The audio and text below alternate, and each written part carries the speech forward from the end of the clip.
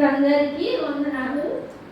మా కుటుంబంలో అనారోగ్య సమస్యలు, ఆర్థిక ఇబ్బందులు, నా భర్త రక్షణ విషయమై నా భర్త రక్షణ విషయమై ఎన్నోసార్లు ప్రార్థిస్తూనే వస్తున్నాము. నా భర్త 2022 సంవత్సరం నుంచి నేను రక్షింపబడతాను అని ప్రతిసారి వాయిదా వేస్తూనే వస్తున్నాడు. కానీ ఈ 2025 సంవత్సరంలో నా భర్త రక్షింపబడ్డాడు. కానీ రక్షింపబడే విషయంలో కూడా ఎన్నో బాధలు, ఎన్నో సమస్యలు.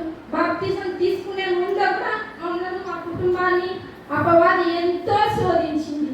అటువంటి సమయంలో మా ఆత్మీయ తండ్రి, నాకు నా భర్తకు ఆత్మీయ తండ్రి అయిన మా శాంతయ్య మా సమస్యలలో, మా బాధలలో ఎప్పుడూ మాతోనే ఉండి మాకు దేవుని మాటలు తెలియజేస్తూ ఎన్నికలేని మమ్మల్ని దేవుని దగ్గర ఎన్నుకునేలా చేసి ప్రతి విషయంలో మాకు ధైర్యంగా ఉండి, మాకు తోడుగా ఉండి, నన్ను నా భర్తను ఎప్పుడు ప్రోత్సహిస్తూ దేవుని మాటలు చెప్పుకుంటూ, దేవుని నామంలో మీకు అడిగితే ఏదైనా సాధ్యం, బంధువులు, రక్త సంబంధికులు ఎవరూ అవసరం లేదు, నువ్వు దేవుని అడుగు, నీకు దేవుడు సహాయం చేస్తాడు అని ఎన్నో మాటలు చెప్పినాడు.